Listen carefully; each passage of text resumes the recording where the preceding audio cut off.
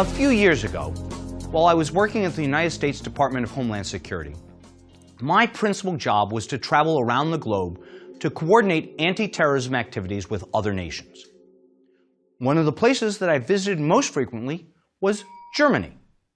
Germany is a critical partner in our counterterrorism efforts. At least in part, this is because it is a significant transit point for traffic between the Middle East and other parts of the world. But it's also because Germany is one of the most able partners America has in the European Union. The Germans, with 80 million people and a vigorous economy, are capable of significant assistance when they are inclined to provide it. But that was the confounding thing. It was always difficult for me to understand the Germans. To my mind, they seemed to be the Europeans who were most like Americans, good-natured, effective, willing to work hard. They sort of reminded me of Texans. At the same time, they were unwilling or unable to use those capabilities in the way we wanted to fight the terrorist activities that we were seeing. In particular, their attitude was very different than Americans' views on how to conduct surveillance and about when they would be willing to share information they collected with anyone outside of the German government. There were clearly positive benefits to enhanced information sharing between the United States and Germany, but the Germans were simply unwilling to change their practices. They explained this to me as a legacy of their own history. If I heard it once, I heard it a dozen times, that Germany had been ruled by not one, but two authoritarian regimes in the previous 50 years. Adolf Hitler and then Communist East Germany. In those regimes, the Germans had seen the dangers of pervasive government surveillance, and they were very reluctant to go back down that road again. Now, it's one thing for them to express that fear of the surveillance state, which is visceral and embedded. I could grasp why history would shape their sensitivity. But I didn't really understand until I saw the movie The Lives of Others. It's a beautiful film that won an Academy Award for Best Foreign Language Movie. It tells a story about Stasi surveillance in East Germany before the fall of the Berlin Wall. If you've never seen it, I recommend you do so. It brings home why surveillance really matters. Broadly, the movie is about a German intelligence officer who is ordered to conduct surveillance on a well-to-do German couple. The man is a playwright and the woman is an actress. This order is handed down to the intelligence officer, not because the couple is suspected of disloyalty or espionage, but rather because a member of the Communist Party is interested in the girlfriend. The communist official wants the intelligence agency to discover something bad about the boyfriend so he can have his way with the girlfriend. And the story is about how the act of surveillance affects not only the boyfriend and girlfriend who became aware of it, but also about how being a watcher changes the intelligence agent himself and transforms him. It's an amazingly powerful revelation. Just as importantly, the movie preserves for us an insight into what the Stasi culture was like. And that's the subject of today's lecture. I want to first talk about the Nazi precursor to the Stasi system, then we'll describe how Stasi surveillance functioned. We will also close with a short consideration of why, if at all, the Stasi history is relevant to contemporary debates. Prior to the Cold War standoff between Eastern and Western Europe, there was, of course, significant state surveillance in Germany during the Nazi regime leading up to and throughout World War II. The author, Erik Larson, describes the problem in his book In the Garden of Beasts. Set during the early years of the Nazi government, it's about the life and times of America's ambassador to Germany, William Dodd, and the Dodd family, who lived in Germany during the early and mid-1930s. The book is based on Dodd's own diary, that of his flighty daughter Martha, and the abundant wealth of diplomatic cables that went back and forth from the Berlin embassy to the Department of State headquarters in Washington. As Larson tells the story, Dodd and his family were acutely aware of widespread Nazi surveillance. Prevailing wisdom held that Nazi agents hid their microphones in telephones to pick up conversations. To overcome any snooping, Larson says, the ambassador filled a cardboard box with cotton and used it to cover his own telephone whenever a conversation in the library shifted to confidential territory. Larson also relates the anecdote about the man who telephones a friend and in the course of the conversation happens to ask, "How's Uncle Adolf?" Somehow, afterward, the secret police appear at his door and insist that he prove he really has an Uncle Adolf. And the question was not a coded reference to Hitler. Larson says Germans began looking over their shoulders at every encounter and came to practice what became known as the German glance, a quick look in all directions when encountering a friend or acquaintance on the street. Quote, "In the most casual of circumstances," he writes, "you spoke carefully and paid attention to those around you, and in a way you never had before." Nazi surveillance was undergirded by one of the most sophisticated data collection and analysis systems of the time. It was possibly the first systematic use of data balance by a nation-state. The system was developed and operated by a company known as DEHOMAG, the corporate acronym for, and here, let me apologize to any listeners who are native German speakers for my horrible pronunciation, Deutsche Hollerith Maschinengesellschaft, MBH. In English, that means German Hollerith Machine LLC. DEHOMAG was a subsidiary of the US technology company IBM. It had a monopoly on data analysis for the German government in the years leading up to and during World War II. The Hollerith in the name was Hermann Hollerith, a German-American inventor who developed a method for instructing the analog data accumulators of that era through the use of punch cards. If, by the way, you're too young to have seen a punch card, they were pieces of stiff paper in which holes were punched in predetermined positions. The holes could either control the machine, telling it what function to perform, or they could contain data that would be used in performance of that function. Hollerith first invented and used his data punch cards to capture the data for the 1890 US Census. He founded the Tabulating Machine Company in 1896, which in 1924 became known as the International Business Machines Corporation, or IBM. During the Nazi era, IBM punch cards were used to compile data on Jewish citizens in Germany as part of the German census. According to Edwin Black, writing in the New Yorker magazine, quote, "One series of punch cards were designed to record religion, national origin, and mother tongue, but by creating special columns and rows for Jew, Polish language, Polish nationality, the fur trade as an occupation, and then Berlin, Nazis could quickly cross-tabulate at the rate of 25,000 cards per hour exactly how many Berlin furriers were Jews of Polish extraction. Railroad cars could take 2 weeks to locate and route, and now could be swiftly dispatched in just 48 hours by means of a vast network of punch card machines. Indeed, IBM services coursed through the entire German infrastructure in Europe." Close quote. IBM disputes some of what Black has written, particularly with regard to their motivations, but it does not dispute the fundamental point that its technology was a component of Nazi surveillance capability.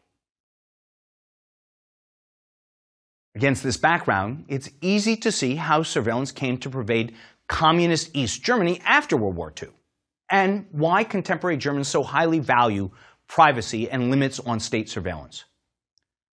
The internal security force for the German Democratic Republic, also known as East Germany, was known as the Ministerium für Staatssicherheit, MFS, commonly known as the Stasi.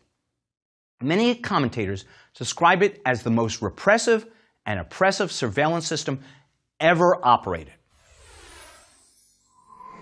One of my favorite stories about Stasi surveillance is told by the German Chancellor, Angela Merkel.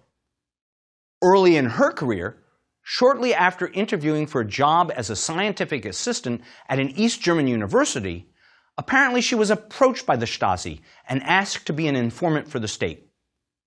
She says she turned down the offer and got off by explaining that she was a blabbermouth who couldn't keep her mouth shut. It's a wonderful story, especially since she became known as a very closed-mouthed leader of one of Europe's most important countries. Now, here are some, though by no means all, of the activities that the Stasi undertook during its heyday. It had, of course, a system for monitoring telephone conversations. It also had what is known as a mail cover system that opened up letters and parcels coming in from overseas, as well as mail to certain targeted people. It tracked all of the few foreigners who were allowed into East Germany. And perhaps my favorite was a division whose job it was to detect whether any citizens had illegal Western foods in their garbage. The Stasi even took odor samples to enrich their files on suspects. If you go to the Stasi Museum today, you can see them. Rows of jars with yellow cloth inside. The Stasi systematically and secretly collected the smells of suspected dissidents for use as a comparison. For example, dogs might compare the smell on a flyer for a protest meeting against the smell from a suspected organizer. When in 2007, the current German government did something similar, collecting scent samples from protesters at a G8 meeting, the reaction was, as you would expect, quick and decidedly negative. Here's one more example of how Stasi surveillance worked. The German news magazine Der Spiegel once reported how a nosy Hausfrau, who had been asked by her neighbors to water their plants while they were away, went snooping through their cupboards and found the makings for a delicious, and by standards of austere East Germany, lavish West German pudding. Once the nosy neighbor informed state security, that was enough for the family breadwinner to be fired from his job and for the entire household to plunge into destitution. The Stasi's most insidious characteristic was not its army of civil servants. Rather, what distinguished Stasi from other surveillance systems was the massive number of its informants, the company of whom Chancellor Merkel wisely chose not to join. In Germany, they were known as informal collaborators, or inoffizielle Mitarbeiter, IMs. Though estimates vary, we can say with confidence that in 1989, on the cusp of the fall of the Berlin Wall, the East German government employed more than 170,000 of these IMs. When you consider that the entire population of the country was only 16 million at the time, this means that more than 1% of the population served as informants. And if you exclude the very young and the very old from the population, it is likely that as many as 2% of the population of adult age were IMs. Perhaps worst of all, some 10,000 of these informants were under the age of 18. They were children, many of them perhaps spying on their parents. I've seen one estimate in John O. Kohler's book Stasi, The Untold Story of the East German Secret Police, suggesting that if occasional informants are included, as many as 2 million East Germans were watching their fellow citizens. If true, such a number surely validates Nazi hunter Simon Wiesenthal's belief that the Stasi were even more oppressive than the Nazi Gestapo. Using Wiesenthal's figures for the Nazi Gestapo during World War II, there was one officer for every 2,000 German citizens. By comparison, according to John Kohler, the ratio for the Stasi was one secret policeman per 166 East Germans. When the regular informants are added, there would have been at least one spy watching every 66 citizens. And when one adds in the estimated number of part-time snoops, like the plant-watering neighbor, the result is nothing short of monstrous. One informer per 6.5 citizens. Again, there is some historical dispute. Some German researchers think Kohler's numbers are exaggerated. But even if we don't count the informants, the Stasi workforce was larger on a per capita basis than the Gestapo or the Soviet KGB. One of the most insidious forms of Stasi surveillance went by the name Zersetzung. Zersetzung was, broadly speaking, a form of psychological harassment that was designed to wreak havoc on an individual without any need to arrest or torture the target. As the German historian Hubertus Knabe puts it, the word is difficult to translate because it means originally biodegradation, but actually it's quite accurate a description. The goal was to destroy secretly the self-confidence of people, for example, by damaging their reputation, by organizing failures in their work, and by destroying their personal relationships. Considering this, East Germany was a very modern dictatorship. The Stasi didn't try to arrest every dissident. It preferred to paralyze them, and it could do so because it had access to so much personal information and to so many institutions. What would some of these techniques be? How did they work? Well, as Knabe mentions, some of them were semi-overt. The Stasi would arrange, for example, for your work to go poorly. Though the causes might not be known to the subject of the attack, the effects were pretty evident. Other techniques were more insidious. It would sometimes, for example, spread rumors about a target amongst his or her friends and colleagues, stories of alcoholism, parental neglect, or the like. Sometimes, the Stasi would play mischievous mind games with the target. They might, for example, enter his or her house and move the furniture around. Or they might change the time on an alarm clock, or replace the tea bags with different types of tea. Talk about messing with your mind. Other tactics were similarly abusive. Reports exist of the Stasi arranging for a target to get deliberately incorrect medical treatment, or to receive doctored photographs purporting to show him in a compromising position. One report, perhaps apocryphal, has the Stasi sending a vibrator to the wife of the target of one of their operations, evidently as a way of sending a message about his lovemaking. Why use Zersetzung? For any number of reasons. First and foremost, there is the in terrorem effect of the technique. The victim doesn't know what's happening. The mystery makes the adverse situation all the more difficult, and everybody around the target can watch as he or she crumbles under the relentless pressure of state harassment.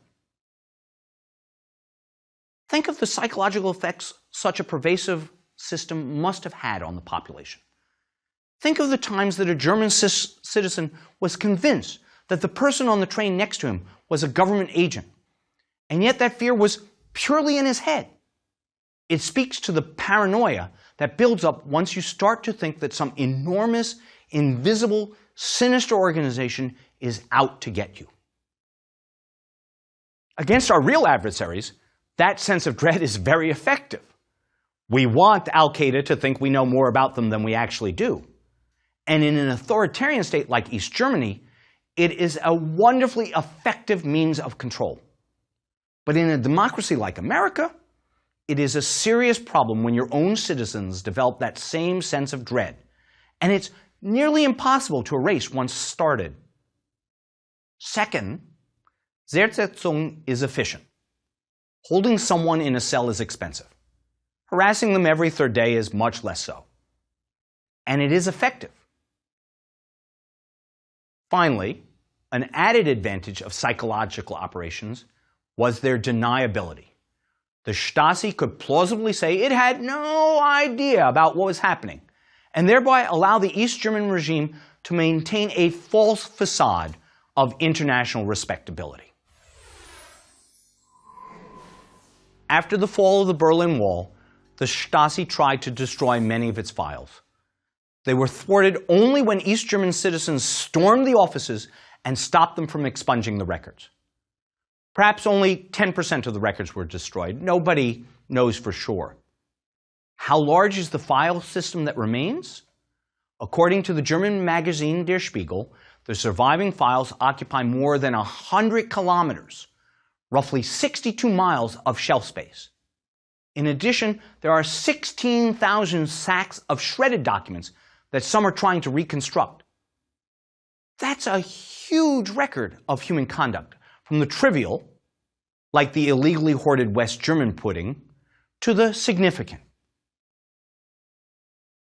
On the other hand, not everybody was in the system. Since the fall of the wall, nearly 3 million Germans have asked to see their files. And somewhat surprisingly, roughly 50% of those who made the request come away disappointed. They don't have a file on record with the Stasi. I suppose that's fundamentally a good thing, but one can also imagine a certain frisson of disappointment. Was I not important enough to be subject to surveillance? The Stasi system was not the only one of its kind. Chinese surveillance, what little is known of it, looks very much like that employed by the Stasi. Today, for example, it is standard practice for American businesses to warn their traveling employees not to take along their personal electronics and to destroy the phones they do take along before returning to the United States. Consider as well the story of Hao Jian, an activist who was part of the Tiananmen Square protests.